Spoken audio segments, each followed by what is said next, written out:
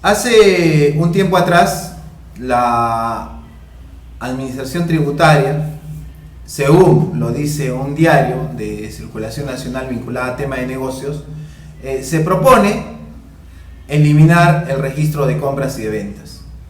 Han habido diferentes posiciones por parte de profesionales, pero a mí me parece, para poder opinar acerca del registro de compras y de ventas, nosotros tenemos que cumplir al menos una condición básica, dado que este tema está vinculado, más allá de lo que veamos, a teneduría de libros.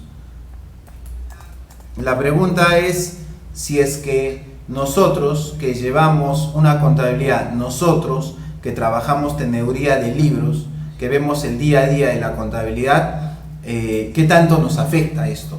O nos conviene, ¿no? Entonces, yo lo voy a ver desde la perspectiva de teneduría de libros. Yo creo que la única manera de ser objetivo respecto al análisis de este tema es viéndolo desde el punto de vista de teneduría de libros. Si yo no tengo esa visión, quedo como una suerte de opinólogo, me parece. Porque hablar de registro de compras y ventas es hablar de teneduría de libros. Y hay que tener en cuenta algunas reglas fundamentales.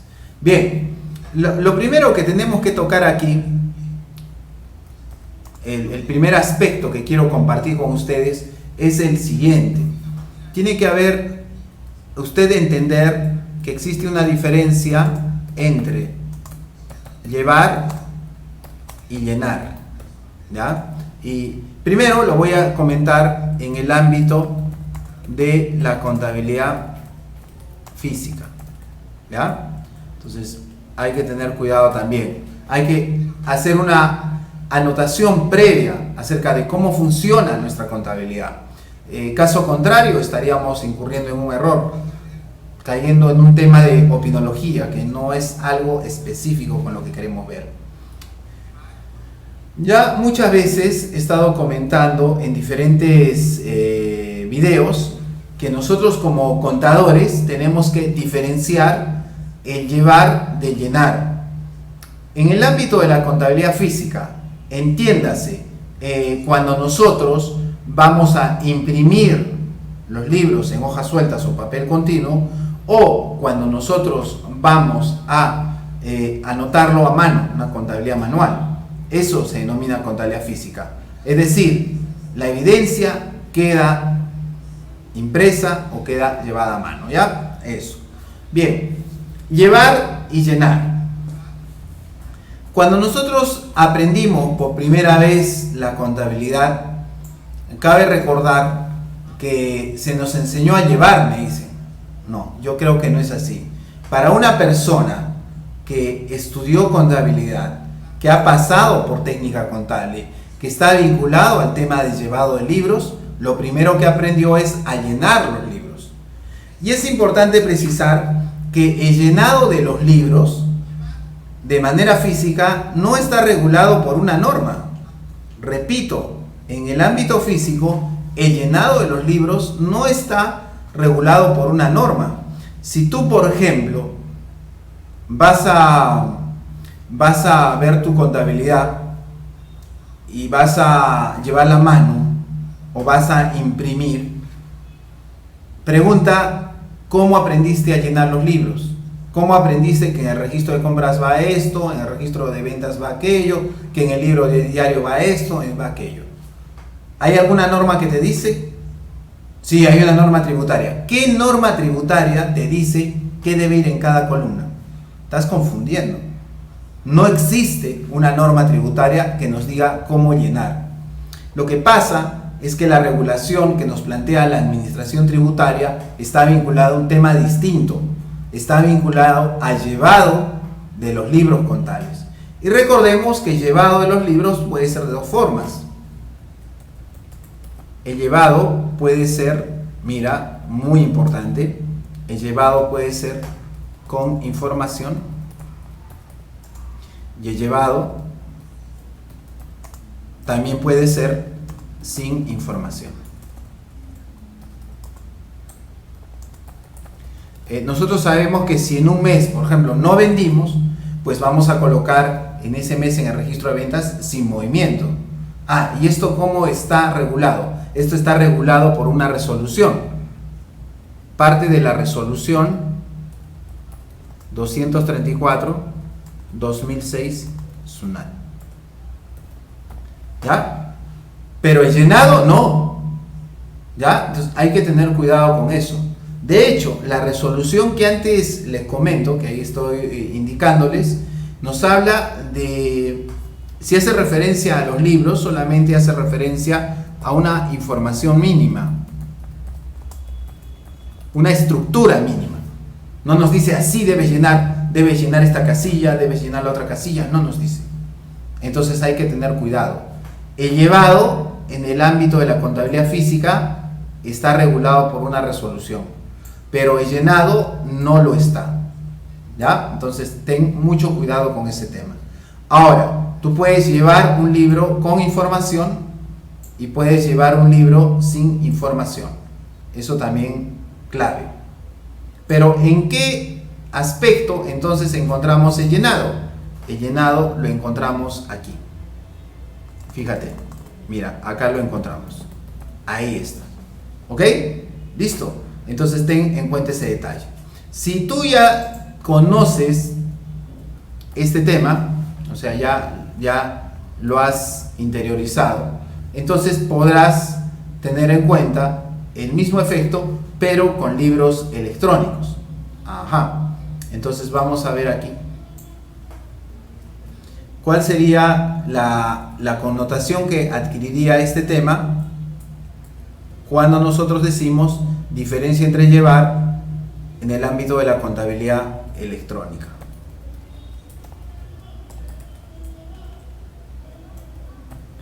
Bueno.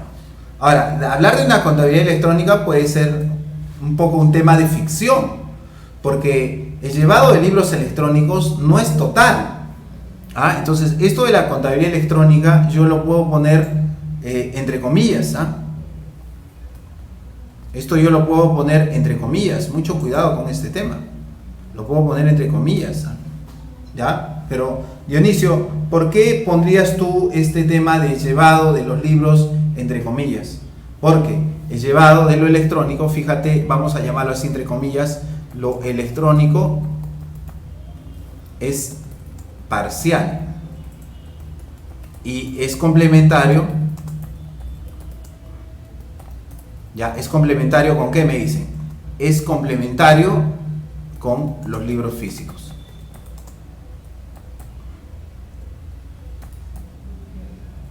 ¿Ya? Ok.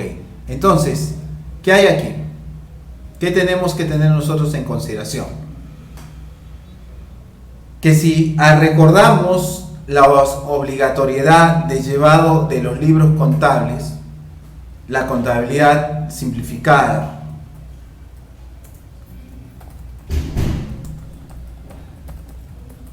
la media contabilidad y la contabilidad completa, hay que tener cuidado con ello, porque en eso combina la contabilidad física con la electrónica, dependiendo del ámbito. Porque como tú sabes, tienes un ámbito de un MEPECO, mediano y pequeño contribuyente, que va a referirse probablemente a un registro de compras y ventas electrónico. Un PRICO de intendencia regional, que va a ser anexo 5. Un PRICO de la Intendencia Nacional de Principales Contribuyentes, que va a llevar, estaría, por ejemplo, vamos a poner el supuesto del anexo 6, por más de 3.000 UITs. Entonces hay que combinar. Ya.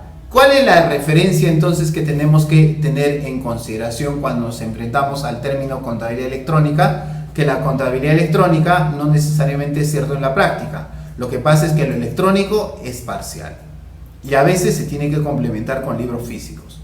Ya, perfecto. Ok, totalmente de acuerdo. Pero hay una salvedad. La contabilidad física no nos dice, no nos da reglas de llenado. No hay reglas.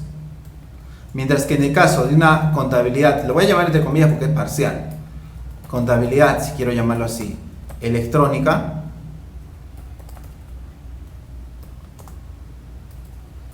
aquí sí hay reglas de llenado. Y te lo demuestro.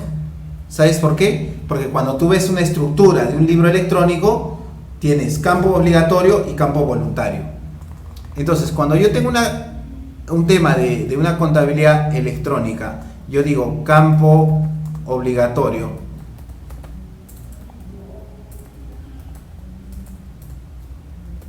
y digo por el otro lado campo voluntario, entonces ya se está induciendo al usuario, en este caso al contribuyente, de que llene un libro de determinada manera. Entonces no es lo mismo llevado y llenado en físico que lo electrónico, que eso quiero que tengas en consideración eso. ¿Ok? Entonces date cuenta que esto que te estoy comentando está referido a teneduría de libros, que es algo clave que nosotros siempre tenemos que tener en consideración cuando trabajemos nuestra contabilidad. Esto es necesario. ¿Ok? Bien, perfecto. Pero Dionisio, estás hablando del miedo al registro de compras y ventas. Hay gente que tiene miedo, me dice. Miedo a perder.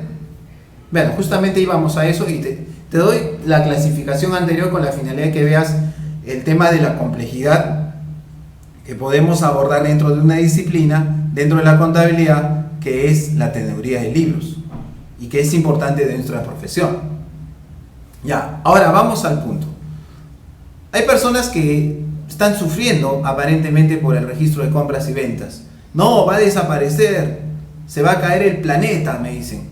Bueno, hay que tener mucho cuidado y voy a usar los conceptos anteriores para este tema. Pero antes de ello te voy a recordar otro tema básico de contaduría, de teneduría de libros, la clasificación.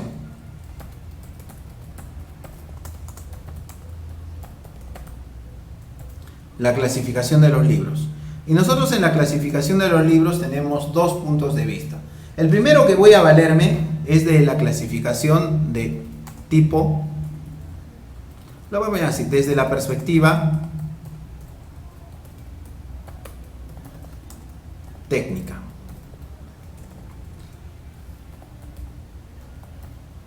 Ahí vamos a ver, ahí está, técnica. ¿Ya? La perspectiva técnica y la perspectiva profesional. Ahí yo tengo dos posibilidades. La primera posibilidad son los libros principales.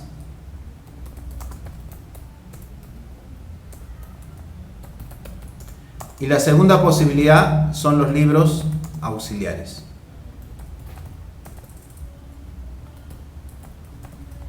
¿Ya? ¿Lo tienes? ¿Sí? Perfecto.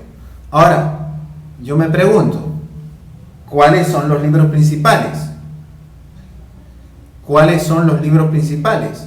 Los libros principales tienen una característica. LP le vamos a llamar. ¿Cuál es la característica? Son indispensables para elaborar los estados financieros. Es decir, los libros principales son indispensables para elaborar estados financieros. Si no tengo esos libros principales, no puedo elaborar estados financieros y no puedo cumplir uno de los fines establecidos para nuestra profesión, que es elaborar información financiera de la empresa. Entonces estos libros son críticos y yo creo que sí me podría llorar si es que esos libros no están. ¿Cuáles son los libros indispensables? Pues empecemos. Libro diario, libro mayor, porque seguramente los que han hecho teneduría en la universidad, o bueno, los que llevan su contabilidad, saben claramente, nos falta un libro más, saben claramente que estos libros, sin estos no puedo sacar mi balance de comprobación, ¿te recuerdas? Y nos falta uno más. ¿Cuál es ese libro adicional? El libro de inventario.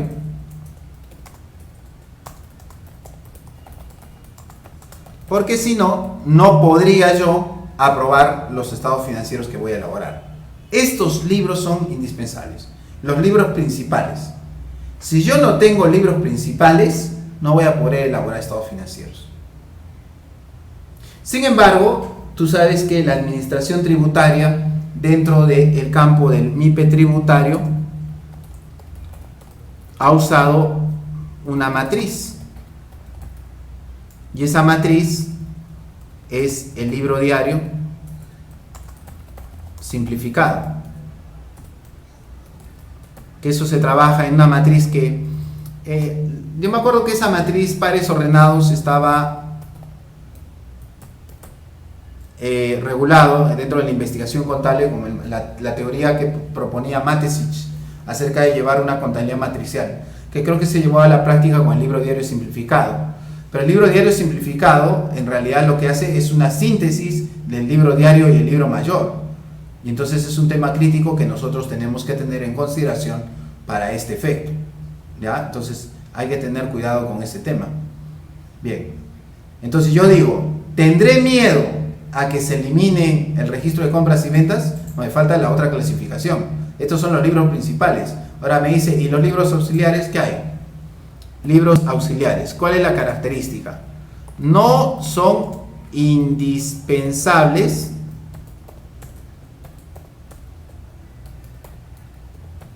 ¿para qué? No son indispensables para elaborar estados financieros, ¿ya? Su trabajo, su alcance, vamos a poner, es acumular información. ¿Ya?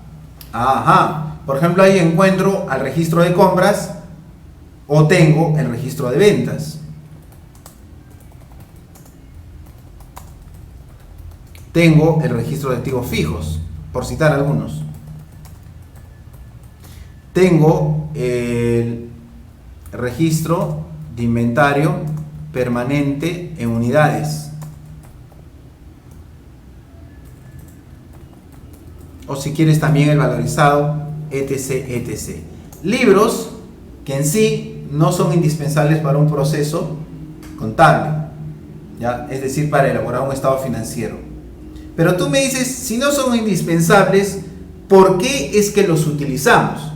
¿Qué los hace que yo lo veo desde un punto de vista técnico, que no son indispensables? ¿Por qué nosotros lo utilizamos?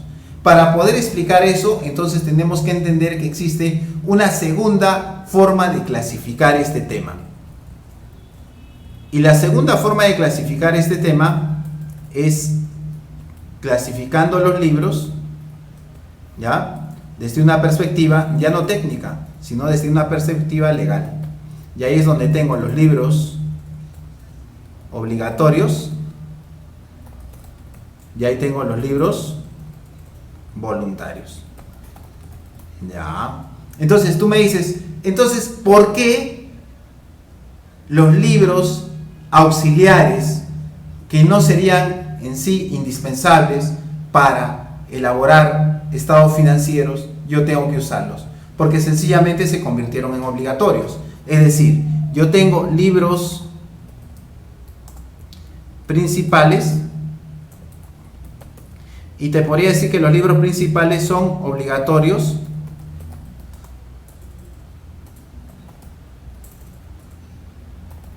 dependiendo del nivel de qué, del nivel de los ingresos, y los libros auxiliares también son obligatorios dependiendo del nivel. ¿Del nivel de qué? Del nivel de ingresos. Así, no voy a entrar mucho en el tema, recordando la clasificación de la contabilidad simplificada, la media contabilidad y la contabilidad completa. Ya, entonces, ¿yo tendría temor a que desaparezca el registro de compras y ventas? No creo. Como contador no creo. Por gusto me asusto. Ah, ya, pero inicia la estructura, SUNAT no va a poder fiscalizar. Eso vamos a tocar en un momento más. Ahora, siguiente punto. Proceso contable. El proceso contable es algo fundamental dentro de nuestra profesión. El inadecuado manejo de este tema hace que nosotros no tengamos perspectiva del trabajo que realiza una persona en contabilidad. La auditoría va a tener que ver el proceso contable.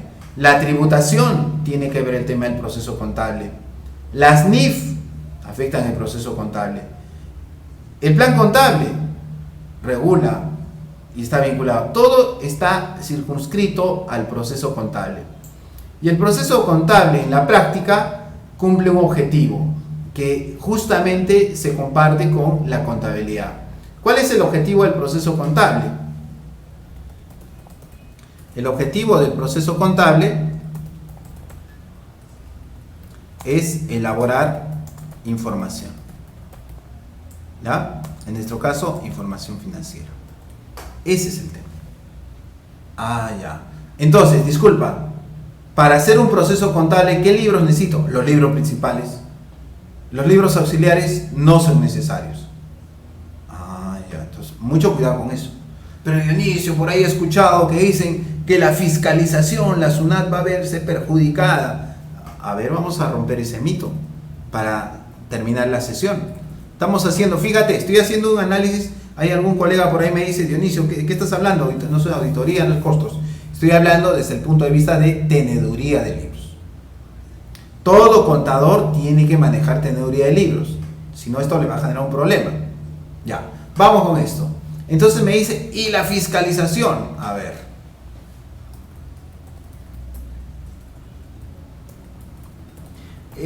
El fiscalizar, como tú sabes, es una facultad que establece el Código Tributario con respecto a la administración tributaria. Quien va a fiscalizar es la administración tributaria. Pero en ningún momento esa fiscalización está condicionada a la existencia de un libro. De hecho, mira qué tan importante es esto. La existencia de un libro está en el campo de la formalidad. Lo formal le vamos a llamar. ¿Ya? A ver. Cuando nosotros tenemos obligaciones desde el punto de vista del Código Tributario, tenemos obligaciones sustanciales y tenemos obligaciones formales. En el caso de lo sustancial, está vinculado a un tema del tributo. Y en el caso de la formalidad, por ejemplo, ahí encontramos el tema de los libros. La existencia de un libro, el uso de un libro está dentro de lo formal. Ya, ahora, obviamente, la administración tributaria requiere de un determinado nivel de información. Requiere de información. ¿Para qué? Para verificar la determinación de un tributo por parte de un contribuyente. Es una idea básica, muy básica, no voy a entrar en mayor detalle. Ya. Entonces la administración tributaria tiene una condición, tiene una potestad. Dentro de esa potestad tributaria puede requerir algún tipo de información que no le encuentra. El auditor tributario no está circunscrito, está atado a lo que hace el contribuyente. Por eso existe, entre otras cosas, por ejemplo en auditoría, base cierta y base presunta. Entonces, te cuento una anécdota. Servicios, que usamos usualmente nosotros como caso acá, en contabilidad de servicios. En servicios, es cierto, no hay obligación de llevar registro de costos. Uy, ahora, qué bueno, dice el contribuyente, el que lleva una contabilidad, qué bueno, no estoy obligado a llevar el registro de costos. Y el auditor se queda cruzado y dice, uy, qué pena, no le puedo pedir registro de costos. Pero el auditor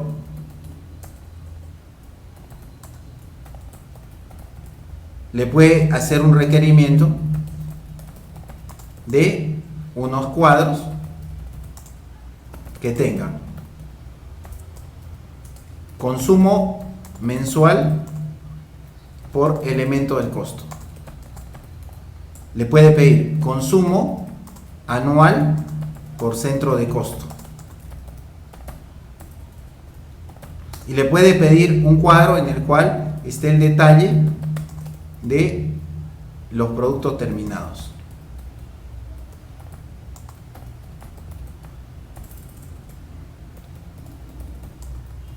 Cuenta 21, ya sea para un bien o sea para un servicio. Y si tú sabes registro de costos, dirás, pero Dionisio, cuando ves esas tres cosas son el registro de costos. Claro, solo que no va a estar en un libro. Entonces hay que tener cuidado con ello. Entonces dicen, no, la fiscalización se va a caer. No, la administración tributaria, como tú sabrás, tiene la potestad de determinar información mínima. ¿Qué pasaría, por ejemplo? Un escenario típico. No hay registro de ventas, hipotéticamente. Uy, la SUNAT ya no puede fiscalizar las ventas. No. ¿Dónde está la información de ventas? Está en el libro diario. Entonces la administración tributaria tranquilamente puede regular la información que va a brindar el contribuyente en el libro. Tranquilamente. Mira, bueno, ahora a partir de la fecha el libro diario tiene más columnas. Y dentro del libro diario vamos a pedir, aparte de la operación, detalle de la factura, detalle del RUC, detalle de razón social, detalle del tipo de cambio, detalle de qué tipo de operación es, etc, etc. Entonces, ¿le afecta a la SUNAT el hecho de que no haya registro de ventas? No, para nada. Para nada, porque puede pedir que el libro diario tenga esa información. No hay registro de compras. Uy, ahora todo el mundo va a hacer fiesta con eso, porque como no hay registro de ventas, ¿cómo SUNAT va a evaluar el tema de la contabilización de los 12 meses? ¿Cómo va a evaluar SUNAT el tema de que si el comprobante está registrado o no? Lo mismo que arriba.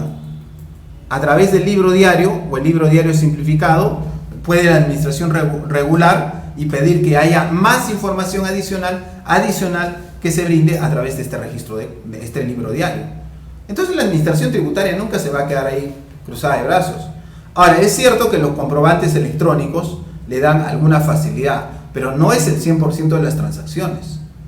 Entonces yo pienso que si se va a eliminar un registro de compras y ventas, a manera de detalle, seguramente la administración tributaria va a modificar la información mínima del libro diario, o del libro mayor, o del libro diario en formato simplificado, con la finalidad de obtener esa información que les es útil para la labor que realizan en el día a día.